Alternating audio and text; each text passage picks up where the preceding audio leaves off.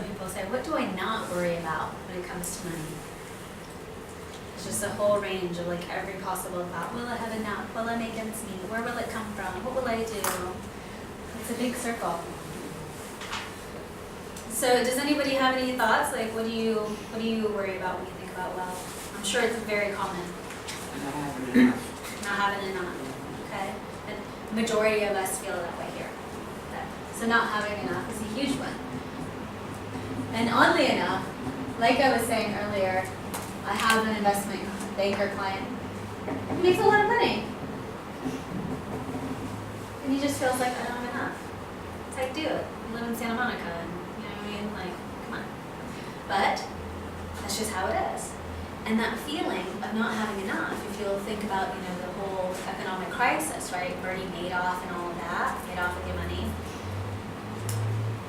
I bet you $1 million he had something going on there. So we look at this and we go, not having enough will make us do crazy things. It'll make us riot, it will make us mob, it will make us loot, it will make us do all sorts of stuff. Steal, lie, whatever, because we don't feel like we have enough. So that powerful hold that not having enough has on us is something that we can actually break free of. The second thing is, in terms of the wealth principles, is that your imagination is the secret to success. The thing is that we don't allow ourselves to conceive what it truly feels like to be wealthy because we're so obsessed with not being wealthy. So I want to just know off the top of you guys' heads, like, what in your mind presently is the idea of wealth? Home. Home, okay.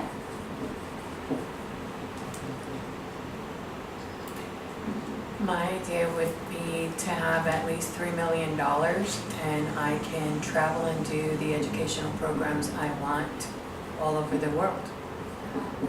And do what I want. Do what I want. Okay, what else? In style. Let me throw that in there. Because I do what I want now. But I want to be able to, you know, do it in style and much better. Exactly. And even with on top of that, it's really this work and what will set you free is to really examine, what is this style? And to live in that world.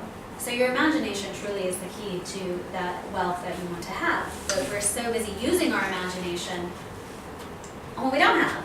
It's crazy, right? It makes no sense. I remember when I was a little girl, I was about 4 or 5 years old, and my very first sentient thought, I don't know if you guys remember your very first thought, but my first thought was, if I'm going to have fun here, I got to use my imagination. Like, that's my very first thought. Don't know why, but that was my very first thought.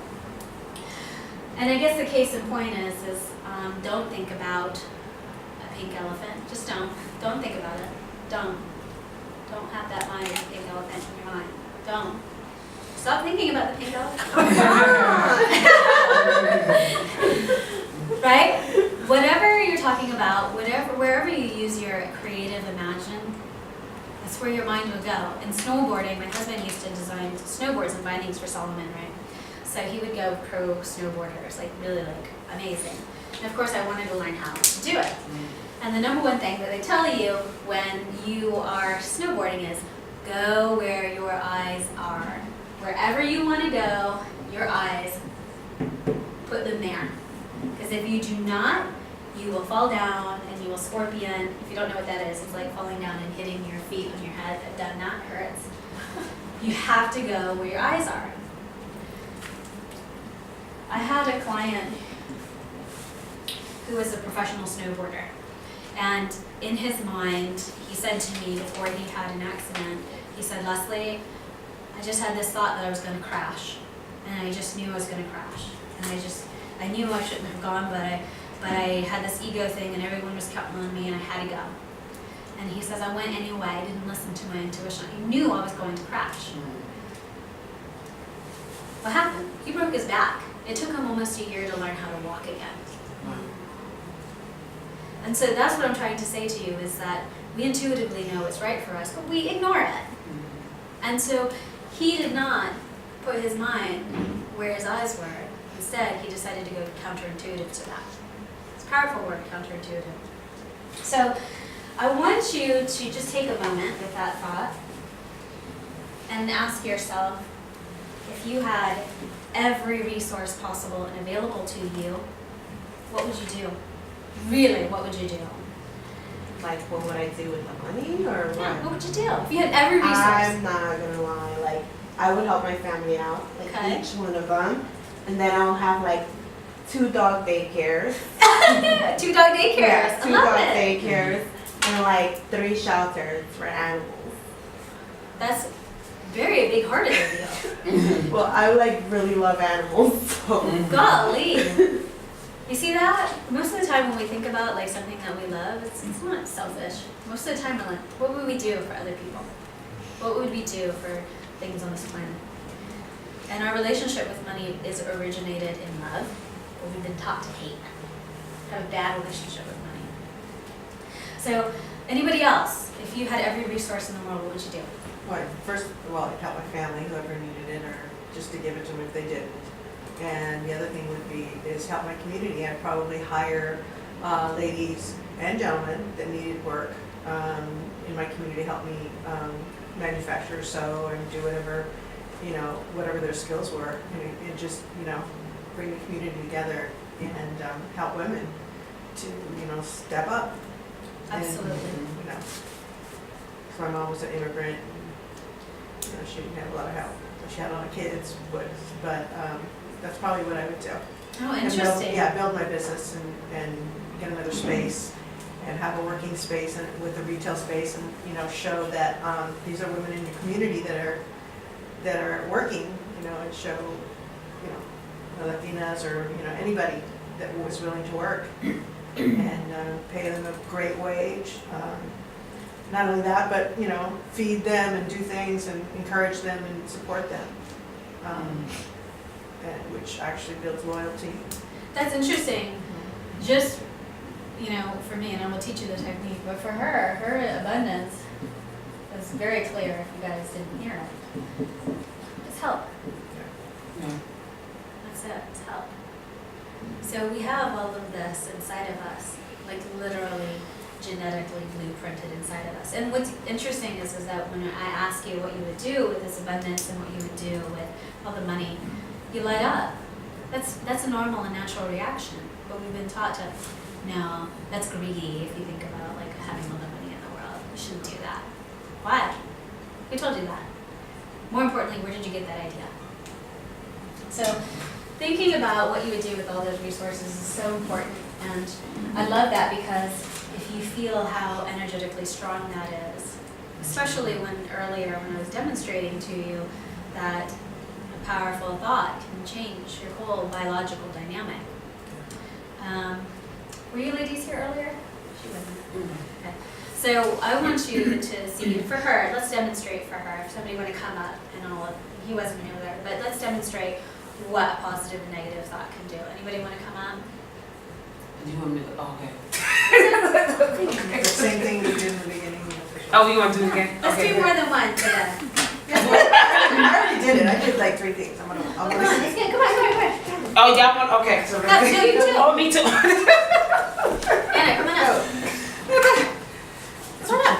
Okay. We all know how this experiment's gonna go. She doesn't, so let's see. Yeah. Okay, so I want you to put your hand on his shoulder and your hand on her shoulder, okay? And I'm going to tell her something. Could be positive, could be negative, we'll find out. But a thought really does change your biological wiring, okay?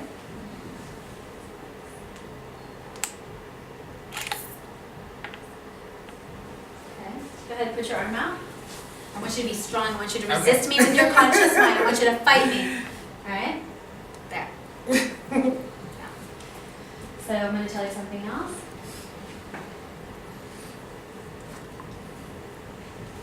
Okay. And I want you to be strong. Resist me with your conscious mind. Be strong. Golly.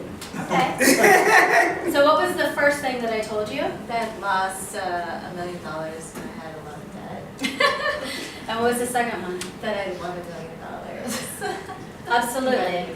So you're showing how her negativity on the first part or Yeah, it's the group dynamic. contracted to him that contracted to her, Right, so you could be in a family and somebody could have an without annual even leave, saying anything. and you could just pass it right on from generation to generation to generation. And let's try it with her, without her. And I want you to just say put your arm up and just say your name, right? Nelda. Right? Okay, so that's very strong. Intuitively, she knows that that's true.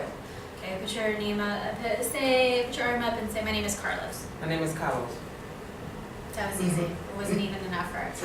You subconsciously know what's right and what's not right. You know what works for you, what doesn't work for you. Your energy will tell you that. And that's the reason why when I look at people, I'm like, oh, I can see.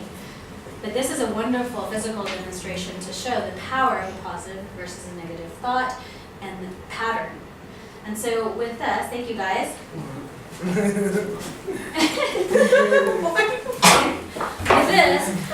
With this whole concept of thinking about money, honestly, is really this key to take you to the next step. So when you have this thing, and asking what will I do with my life if I had every resource available to me, okay? Doesn't mean it's gonna be instantly. I never said to you that you were gonna have instantly $100 billion in the bank. I just said every resource available to you. But think about that. This is life. You do have every resource available to you. You just don't have it right now. You gotta go into the moment, right? Moment by moment, the resources appear. I think we all know that. That's not a new fact, right? But a lot of people, they freeze up.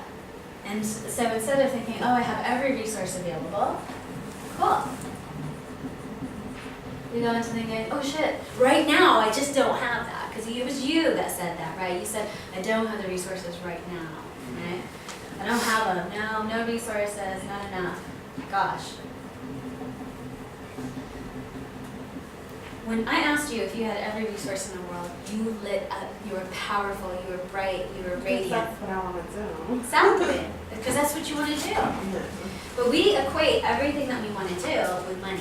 Yeah. It's something you need. Right. Not all the time. Not all the time, but it depends on the situation. For most of us, when we think about career, we think about choices. It's money. I've seen it time and time again, no matter how much you make, how little you make in your career and the choices that you want to make, it's all connected to money. And most of us feel bad because of it. We have bad careers and we make bad choices. So if we were to go in a different route and rewrite that and change your mind and where it goes and to stay consistently on that track of good thought, good thought, good thought, good feeling, good feeling, good feeling, you're going to have things come to you much faster. The resources will just be there miraculously. I want to tell you a story about how I got $100,000 without doing anything. You can have a lot of money and not have to do anything. There are people who are born into exorbitant wealth. Yeah. So do you have to work hard to have a lot of money? No, that's a belief. So